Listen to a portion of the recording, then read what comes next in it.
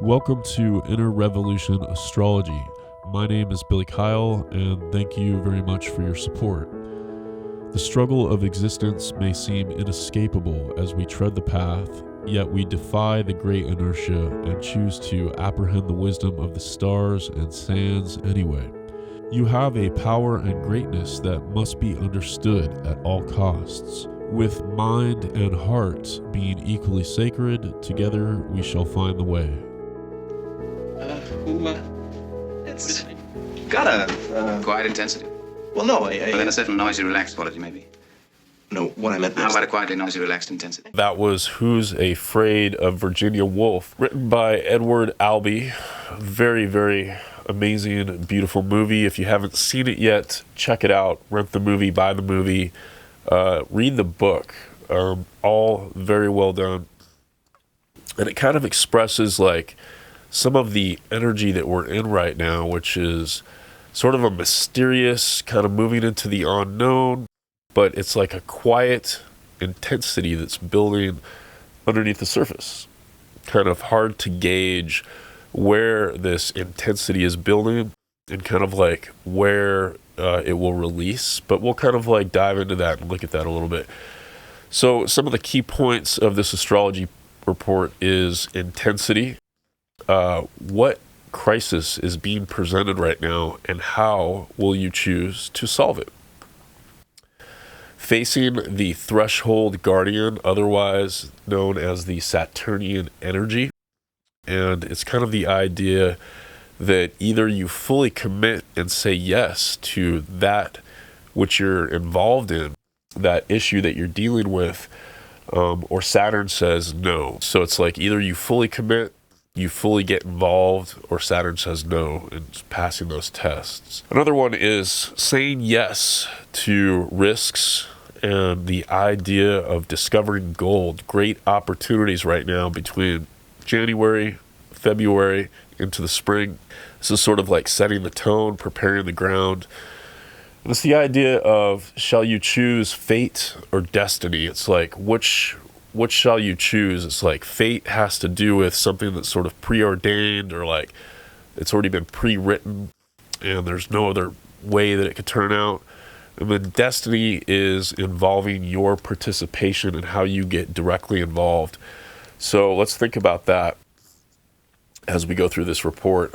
Another aspect that's directly tied to the Mayan 13-day period of monkey is transforming a poison into a medicine.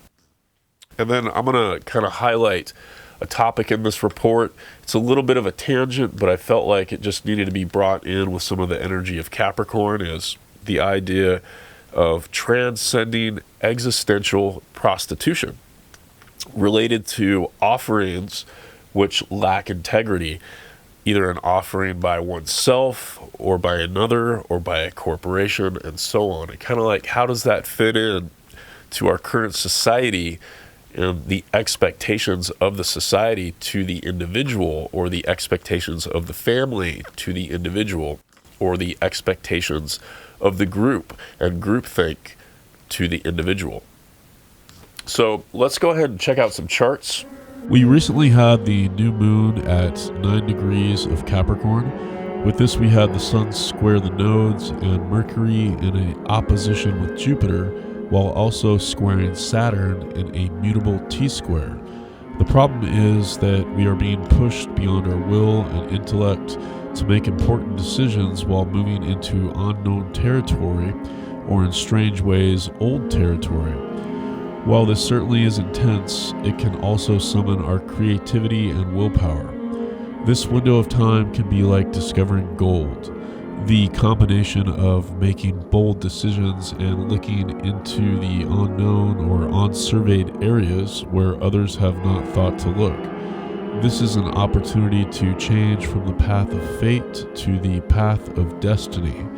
Sometimes we must create something from nothing. On January 13th, the full moon is dwelling at 24 degrees of Cancer on the Mayan day 3 death within the Mayan 13-day period of the lizard. The esoteric ruler is Neptune. Mars retrograde is conjunct the moon and opposite the sun, and then Mars retrograde is trine to Neptune. This full moon is the blooming expression of the Capricorn new moon. The energy and light flow free and abundantly. We will explore more of this extended Capricorn energy further in this report. This full moon brings about concerns that are based on long-term interests, needs, and security, centering around property, boundaries, and possessions. Being tested in our ability to detach from form and the need to possess, in which there are lessons around freeing oneself from the illusion and excessive attachment. When one is over-attached to a possession, they become possessed by the possession that they think they possess. This is funny and sad all at the same time, but there is a deep truth in it. Right now is also a game of hide and seek, predator and prey, yet mostly in a psychological way. Will you challenge yourself and fly beyond your fears, or will you hide deep in your shell? Take the opportunity.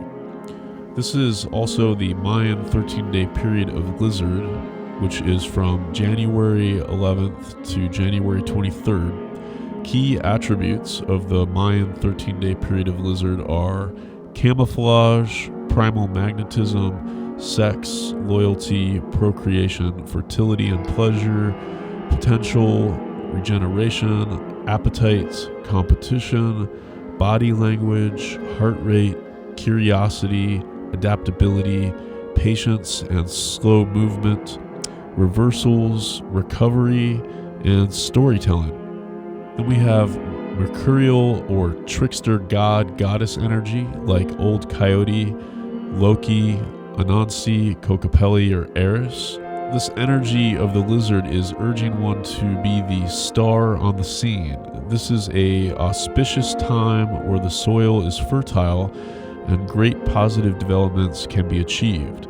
This is an opportunity to bounce back from a setback or a fall. Embracing the departure of one thing and the acceptance of the new. Cutting losses and being inspired to transform. Trickster energy holds the perspective that nothing should be treated as sacred because all things are sacred. The trickster is the profaner of beliefs, the breaker of taboos, and the trickster reveals the obscene and absurd in the sacred and the sacred within the absurd and obscene. You are being called somewhere unknown to some greater version of yourself. This place, this version is elusive, yet can be sensed and intuited.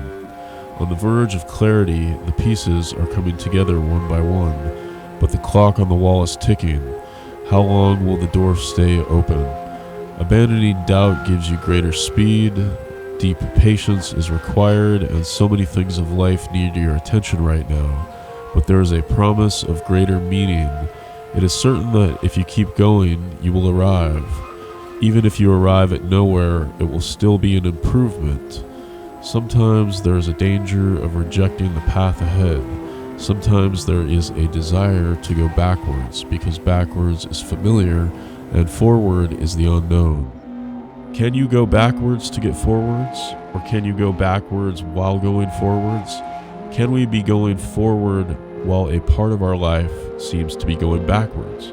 I do think that we all experience these phenomena quite often in one way or another.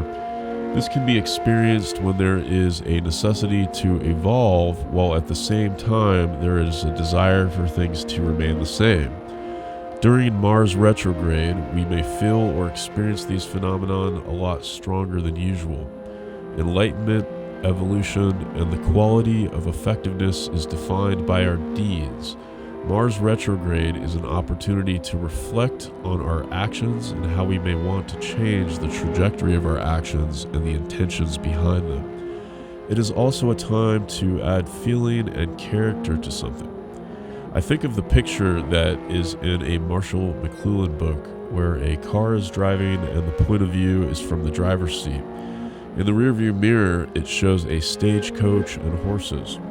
The viewing of the present situation through the rearview mirror, driving forward while focusing on the past, to interpret the future, but only in the light of what is presently known, lacking a compass for which direction lies our new or higher self, not knowing how and where new technologies may be guiding us. In movies, there are always projections of the future, but through the lens of the current time period.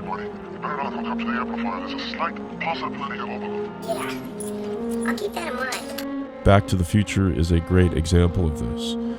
Films construct the future or the past, but cannot obviously escape the present influence of interpretation. Shows like That 70s Show, filmed from 1998 until 2006, or how the golden era of Western films, which were about the period of time between 1849 to the 1890s, were made between the 1940s and the 1960s.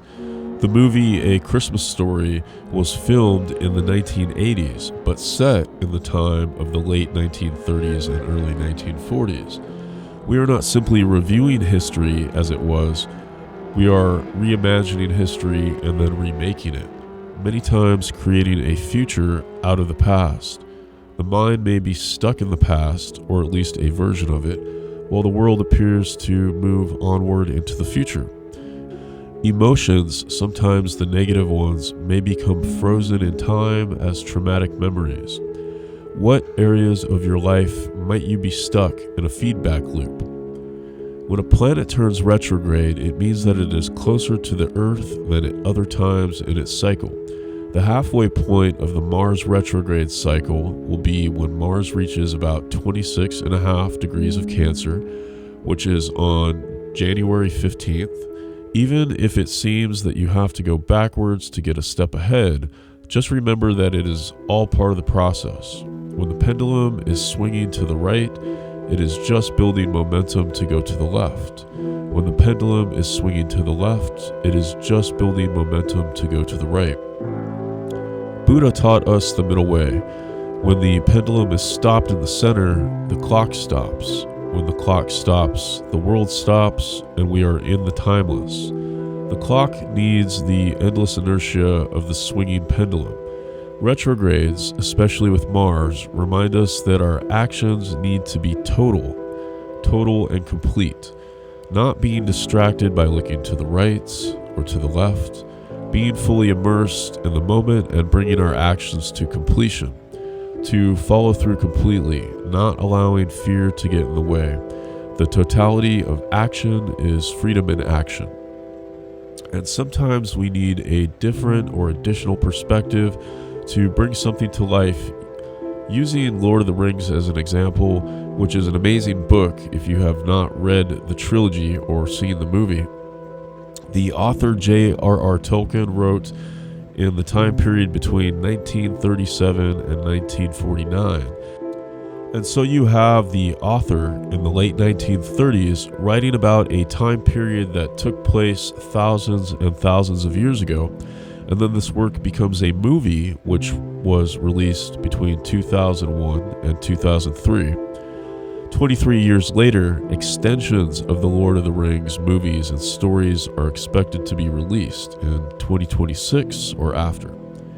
This shows us that our minds, which are not of the soul, but so very close to it, have the ability to work within time as well as the timeless. Technically, the soul is the intermediary between time and no time. Time is directly related to the mind and a construction of the mind. Time is transcended in the spiritual realm. As shifts in consciousness occur, new impressions are made to us through thought, emotion, and physical sensation, which in turn create shifts in the registration of time. Time directly affects the personality, and we must transcend our lower self, the personality, and access the causal body, which is the vehicle for soul-based awareness located on the mental plane, which is an intermediary agent between time as we know it and timelessness. And timelessness exists upon the intuitive Buddhic plane. Great individuals, myths, technologies, visions always find their root in the timeless. Great works of art, movies, music are forged in the realm of the timeless. They have transcended time and the mind. Excelling on the path leads to the ability to work and exist within the timeless. It is our task to become more and more soul-oriented, allowing us to dive deeper into that which we experience as timelessness, and drawing forth as much as we can in order to create new worlds for us to live in. A big focus right now is Mars retrograde. And so a lot of that energy of Mars retrograde is kind of going inward, going deep, revision of action, and the concept of being re-energized, recalibrating. And so with Mars retrograde, we want to think of bringing in the qualities of patience and completion of action, taking action to its fullest limit, in the sense that we don't want to start something and not finish, or we don't want to repress an expression, we don't want to repress a feeling, we don't want to repress a thought. We want to be able to take that which is inward and fully develop it outward. Basically just complete. So it's like you have a thought to walk from here to there. You want to walk from here to there. If you want to swim from here to there, it's like you dive in and you swim from here to there. And so it's completion. It's like if you have somebody that you really want to express that you love them, or maybe it's a case where like somebody betrayed you or did you wrong, and you really want to express that. That is like the extinguishing of karma. That is the release, the magical release. Otherwise, it's being held on to, and it builds up. It kind of creates like an inward tension, and a lot of times people can go their entire life without expressing these things, without realizing these things, and they take it all the way till their death, never really having the opportunity to bring closure to situations. And so to be truly on the path is to fully say yes, to have zero regrets. And tying that together, it's the idea that karma is incomplete action. And we'll connect that with the classic term that we've heard quite a bit. The road to hell is paved with good intentions. And so that's the classic, you have an intention, you have a New Year's resolution, you have an idea of doing something, something that betters yourself, yet you don't follow through, or maybe you start, but you don't fully complete. And so once again, that's that idea of going all the way. It's like, if you commit to a workout program, it's like get fully involved and completely do it. Set the alarm for 7 a.m. and get up at 7 a.m. and get out of the bed. So it's harnessing the will aspect, that Saturnian will aspect. So coming along with this energy is the idea of taking risks, being bold, being courageous, and doing this in the areas of relationship, doing this in the areas of business, money, partnership. It's a great time to seek out opportunities to get a raise, to take it to the next level, to start a new career. The Capricorn new moon is ruled by Saturn, traditionally and esoterically. Saturn becomes the hierarchical ruler when in the sign of Libra. Saturn is the spiritualizing planet that loves us unconditionally by saying no. When Saturn speaks, we hear the word no. Saturn is actually saying yes to us, but we erroneously hear the word no because there is a lack of sensitivity. There's too much noise internally and externally to hear the yes of Saturn. Saturn is a planet that deeply says yes to life. Saturn, as the ruler of Capricorn, demands that we encounter the power of silence. The modern human being has become so distant from silence that there is a deep unconscious fear of it. There are many shields in place, many defense mechanisms, many teachings and programs of the mind which block access to silence. Saturn, through the 10th gate of Capricorn, teaches us note by note to listen more closely. Music is life, and life is music. But it takes courage, patience, and practice to hear the music. Saturn is teaching us to listen with more sensitivity by quieting our senses and becoming more aware of silence, which breathes between the notes of music. The inner silence can evade our senses, which have become dulled by the daily mundane routines of life. We must learn to hear the veiled harmony. The greater one's ignorance, the less one hears the harmony of the great music. Music is a direct expression of love. But you cannot force love. Love must be relearned. Love must be rediscovered one note at a time. There are no wrong notes, only wrong relationship of notes. Badly chosen notes in relation to others will just sound bad. But through practice and patience, the right notes align. The right notes begin to be heard. One begins to hear the relationship between the notes. The new moon is at 9 degrees 44 minutes of Capricorn, the 10th gate of the zodiac, which summons the energy of Saturn and occurs on the Mayan day 2 grass in the 13-day period of the monkey. 3 is the number of animals in the zodiac that are horned: Aries, Taurus, and Capricorn. The downward pointing horns of the Aries ram symbolize involution into matter. The upward pointing horns of the bull of Taurus symbolize the evolutionary arc towards illumination. The horns of the mountain goat symbolize the eternal duality between matter and spirit.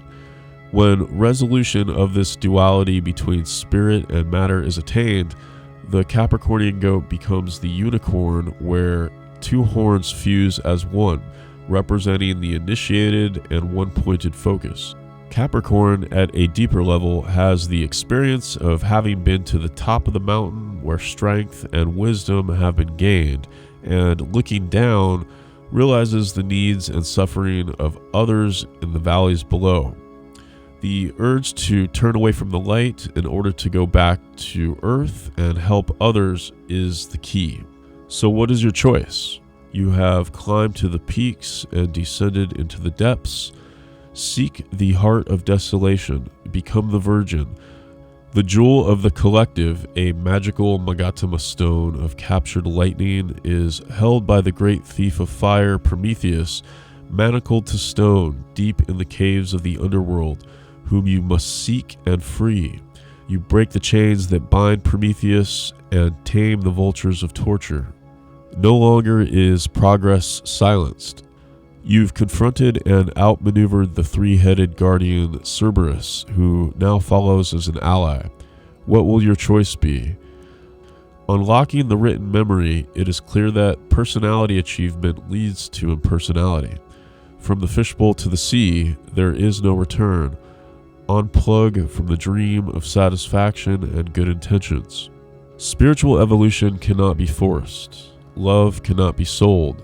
And while I realize that this subject can be infinitely complex and layered, let's talk about it anyway through an esoteric and practical lens. Love cannot be bought or sold. Love just is. Love is here even when it appears not to be.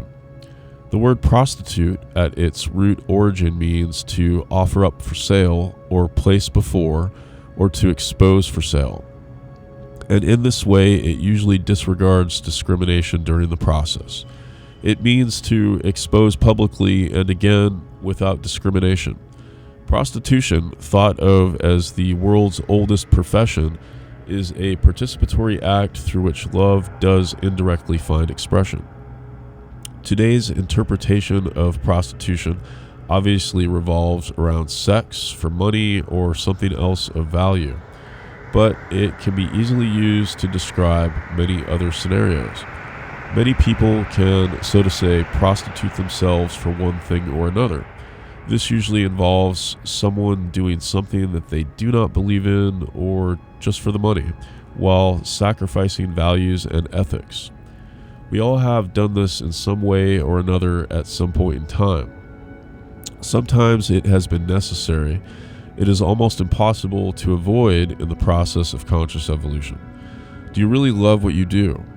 Was it a choice, or do you do it because you were not sure what to do?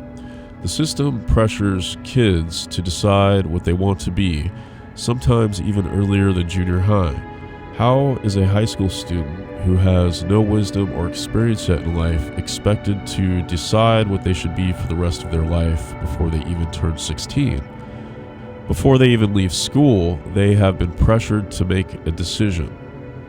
Many times, this results in pain for university classes that the person does not even truly want, leading to dropping out and paying for more classes. This is certainly a good profit for someone. So, what is worse, to indiscriminately prostitute oneself or to be the victim of indiscriminate prostitution? Corporations constantly prostitute themselves through commercials, using deceptive techniques like subliminal messaging and psychologically suggestive imagery, all for a simple sale. But if you pay attention, you will realize that just because a person, organization, or corporation might try to take advantage of you, it is not their fault for trying. Little Red Riding Hood must learn to recognize the wolf. Moving away from the victim mentality means taking the time to make a conscious decision for oneself. Objectively, prostitution is just a method of barter and exchange. This is a reason why Saturn, the planet of structure, authority, and discipline, exoterically and esoterically rules the sign of Capricorn, and also exoterically rules Aquarius. Capricorn is connected with sex and sometimes the repression of sexuality. These signs help provide the structures and systems which allow for various forms of exchange and circulation.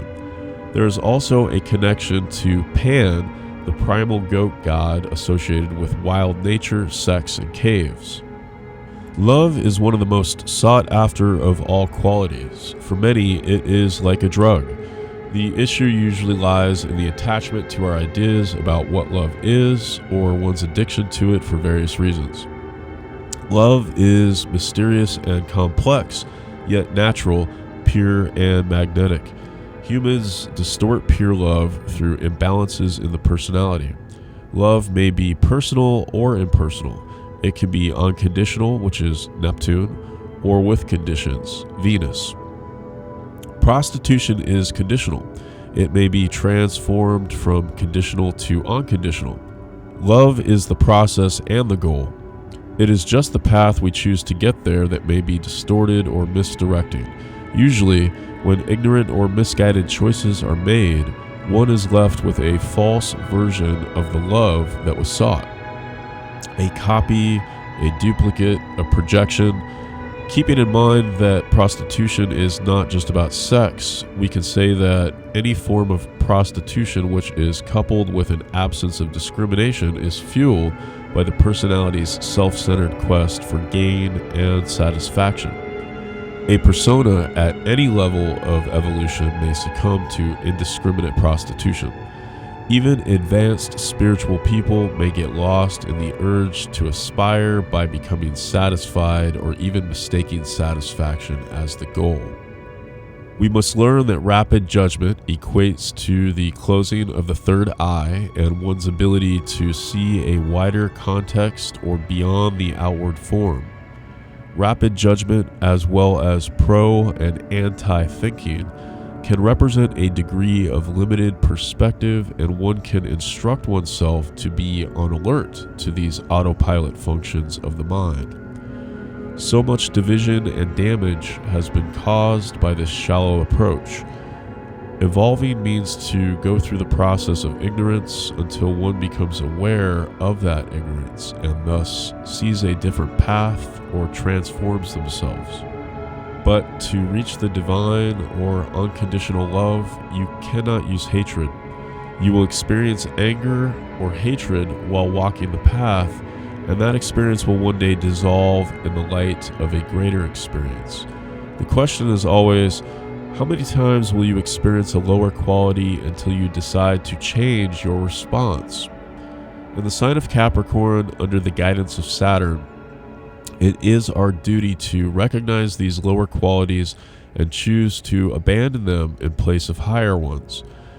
This is very much so when concerning the last three signs, Capricorn, Aquarius, and Pisces, all of which are the impersonal signs. There are two esoteric connections in this. One is with the moon, the other is Venus. The moon is the exoteric ruler of Cancer, where it is self-focused and oriented. The majority of the attention span is centered around the three-dimensional world and protecting oneself from the outside. The element of the creative force has not yet been fully recognized or introduced. There is a tendency towards materialism. Love is interpreted as solely material. The esoteric ruler of the moon is Virgo, where duty is introduced. When pregnancy occurs, there comes with it a sense of duty and responsibility. This is a higher level of the mothering nature and aspect, which is to nurture. Another quality here is that of service. With the moon's association to the sign of Cancer, there is only the service of the self. With the moon's association to the sign of Virgo, there is the urge to do service for others and for the good of all. It is the will to good. To accomplish acts of good, one must purify oneself and do away with all that is of the lower quality in thought, emotion, diet, and relationship. The same symbolism can be found in the process of birth, where the mother's body knows what it must do or not do, what nutrients are good and which are to be avoided, and so on. The moon is actually a veil, and one attains to what is hidden beyond that veil over time. The further one unveils, the less one is bound by the material world or the past, as the moon represents the past in its earliest of these stages. The hierarchical ruler of Aquarius is the moon, where levels of divine love are experienced as impersonal and unconditional love. Let's take a quick second to observe that while Neptune is the exoteric ruler of Pisces, it is both the esoteric and hierarchical ruler of Cancer. This reveals that Neptune is one of the planets that the moon veils. It also shows how the moon begins as a self-centered focus that can hardly be called love, but something more like obsession, instinct, or the impulse to gather, accumulate, or hoard onto oneself, and ultimately blossoms into the divine and unconditional love of Neptune. I am taking us on this tangent to show how there is a connection to the moon being the hierarchical ruler of the sign of Aquarius. Neptune shows at its zenith where an individual can aim and aspire. Few have attained the Mother Teresa, Dalai Lama, or Jesus the Christ level of impersonal love. Some have, but have also remained unknown. Every living person can sense this unconditional love from their mother. And so with Neptune, we are talking about the individual process. With the hierarchical ruler of the moon as Aquarius, one has transcended the dualistic poles of Cancer and Virgo and now represents unconditional love in service to the terrestrial and extraterrestrial, to the ongoing earthly evolution of self and others, and to otherworldly evolution which lies in separate realities. The second esoteric connection is that Venus is the hierarchical ruler of Capricorn. This relates to the transcending of opposites and the fusing of the two horns of the mountain goat into one as the unicorn.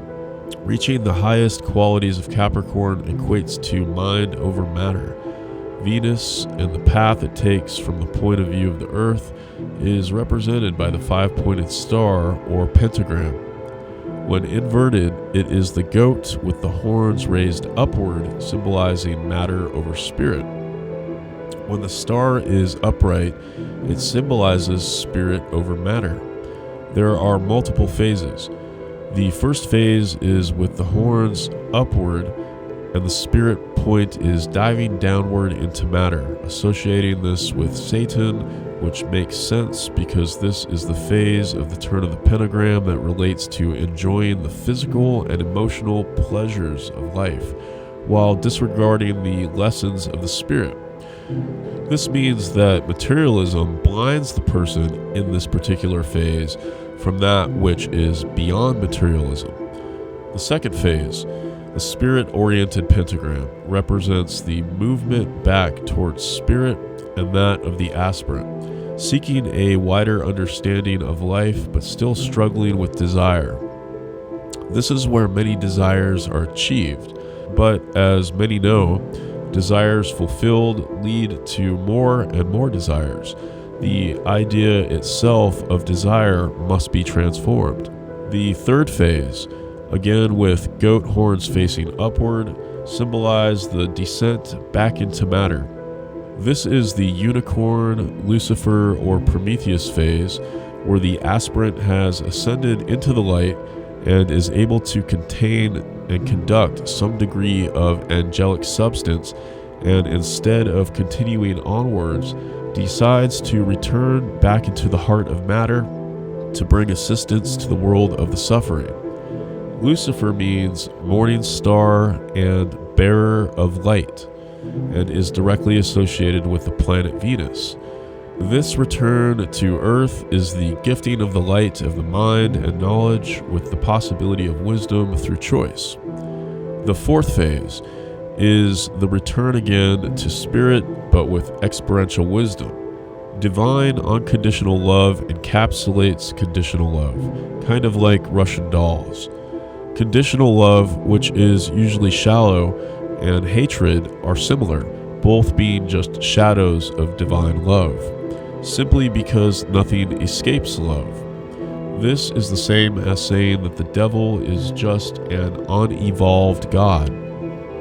The devil is just a seed that wants to grow into a god, into the divine. Devil and divine have the same root. The devil is just the divine which has not yet evolved. If love could be sold, they would try and stop it immediately. The quest for love is what drives people to use drugs and power plants, even though this is artificial. The Greeks had many various words for love. Eros is sexual or passionate love, but still love cannot be bought or sold. Desperation is the agreement that love is absent. It is without question that love is within and permeating everything, but the act of prostitution is only the sale of satisfaction. Satisfaction guaranteed tricks you temporarily into believing that your thirst will be quenched. Satisfaction simply means that enough has been done. It promises an end. Actress Rosie Perez in the movie White Men Can't Jump said, and I paraphrase, "Sometimes when you win, you really lose, and sometimes when you lose, you really win." The English language has only one word for love. Ancient Greek has 4, Ancient Persian has 80 words for love, Sanskrit has 96 words for love. There are countless substitutions and imitations of love. Our ability to love at greater and deeper capacities is governed at first by Venus and Saturn, and later by Neptune. Our mettle is tested. Our ability to truly believe or be alive in and be a representative of love is tested fully. When we transcend our disbelief and gain the deepest knowing and confidence, what can only be heard as the no of Saturn magically transforms into the yes of Saturn. All right, so all these new moon aspects kind of resonate to the idea of we're preparing for something. We're laying a foundation, like a new foundation.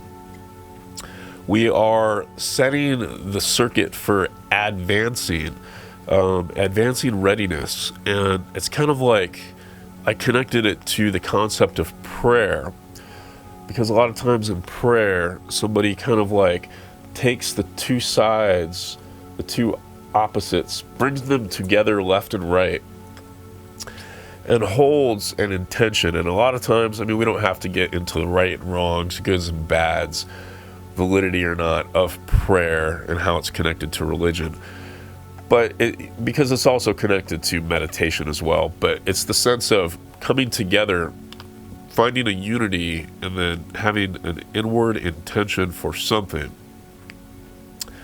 A lot of times people associate it with asking God, spirit, whatever, for something, a thing, whether it's material object or protection or this or that or this or that. But it's kind of the idea with prayer in connection with preparing prayer, is that it's sort of a unified focus for something that is to come, that is not yet, but something that we want to manifest and bring in. So right now it's kind of like that period.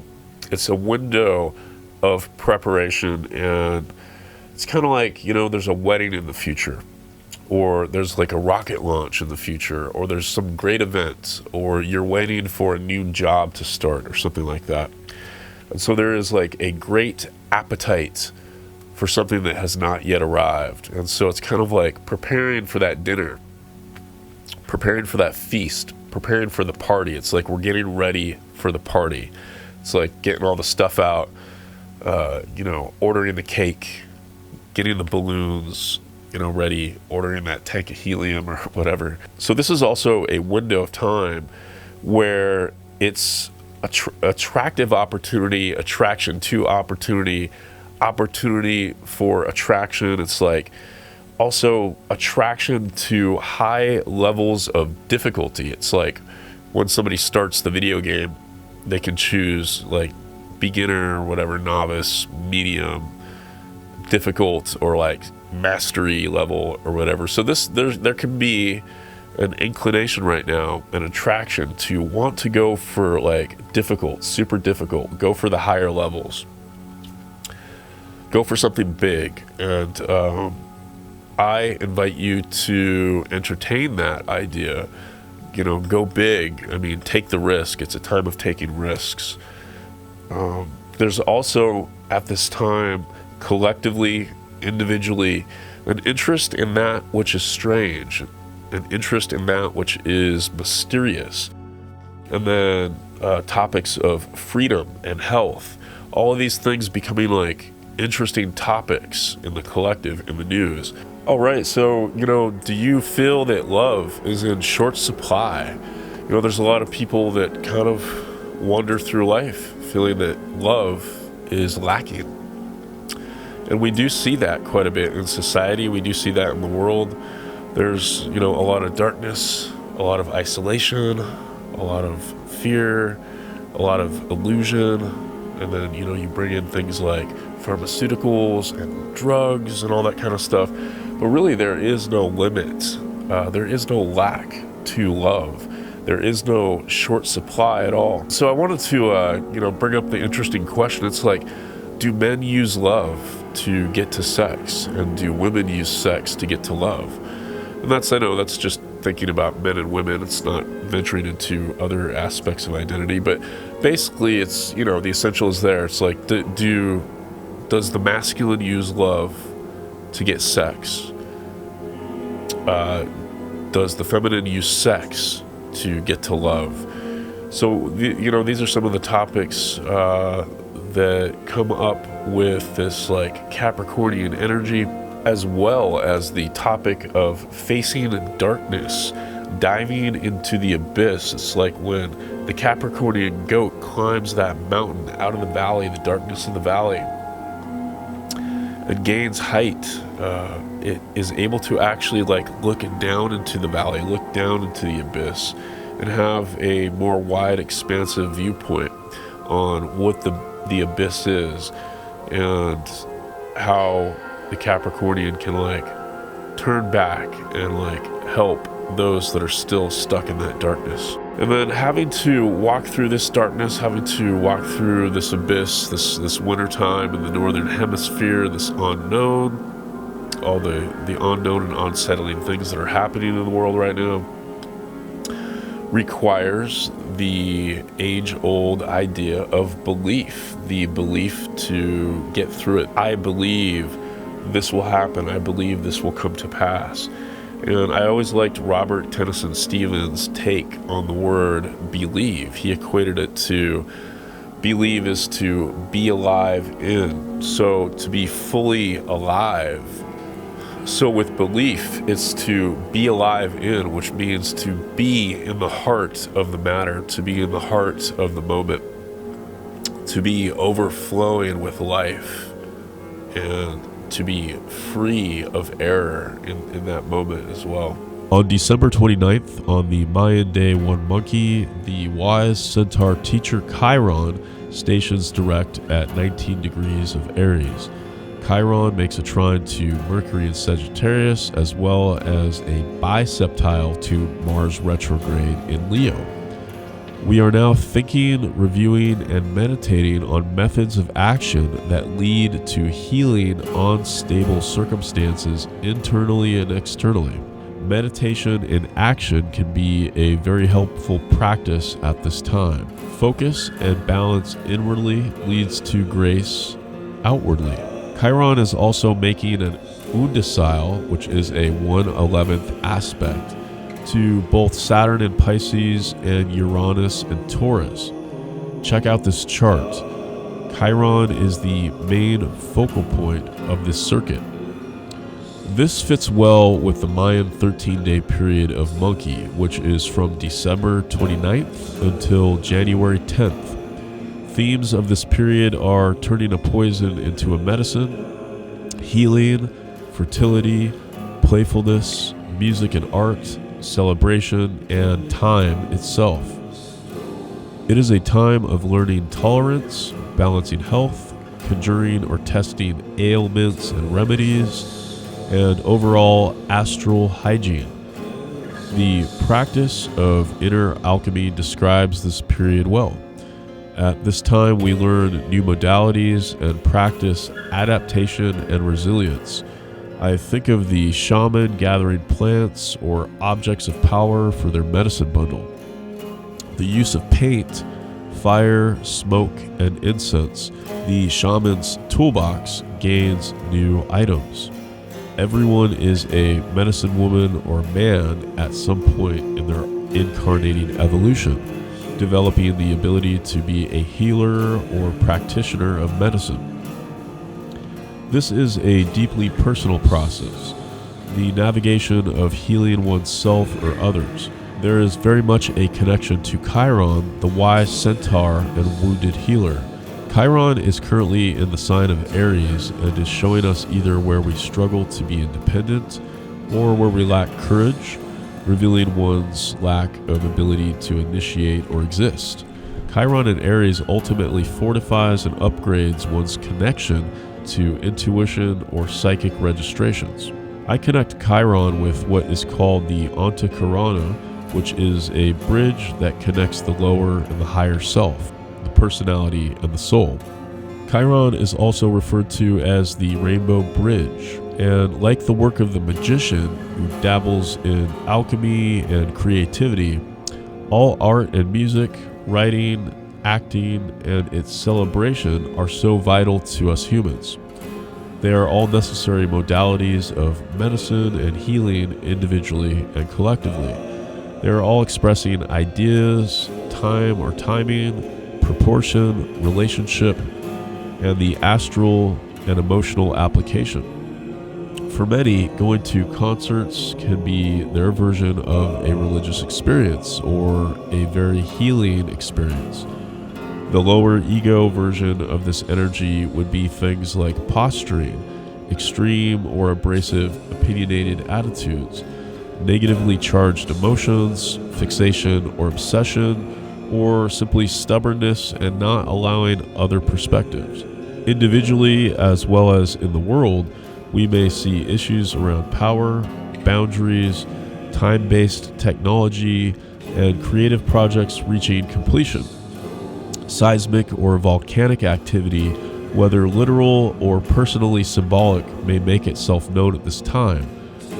This is also a great time for playing games and connecting with others.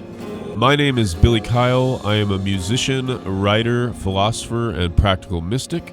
I am an astrologer practicing Western, esoteric, Mayan, and evolutionary astrology, while also pioneering new methods and synthesis. If you would like to support my work and contributions, please do so through my Inner Revolution Patreon page.